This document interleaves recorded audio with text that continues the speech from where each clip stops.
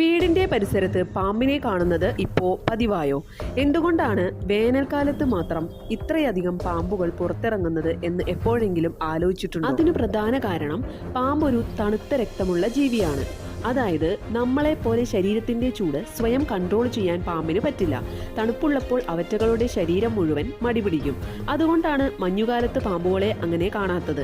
അവർ മാളത്തിനുള്ളിൽ ബ്രുമേഷൻ എന്നൊരു അവസ്ഥയിൽ കിടക്കും, ഏതാണ്ട് ഉറക്കം പോലെ തന്നെ. പക്ഷേ വേനലായി ചൂട് കൂടുമ്പോൾ പാമ്പിന്റെ ശരീരം ചൂടാവും. അപ്പോൾ അവർ ഫുൾ ആക്റ്റീവ് ആകും. ഇര തേടാനും ഓടാനും എല്ലാം ശക്തി കിട്ടും. രണ്ടാമത്തെ കാര്യം, വേനലിൽ പാമ്പിന്റെ ആഹാരമായ എലി, തവള, പല്ലി, പ്രാണികൾ ഒക്കെ കൂടും. ഇവറ്റകളെ തേടി പാമ്പും നമ്മുടെ വീടിന്റെ പരിസരത്തേക്ക് വരും. മാർച്ച് മുതൽ ജൂൺ വരെയുള്ള സമയം മിക്ക പാമ്പുകളുടെയും ഇണചേരൽ കാലമാണ്. ഇണയെ തേടി ആൺപാമ്പുകൾ ഒരുപാട് ദൂരം സഞ്ചരിക്കും.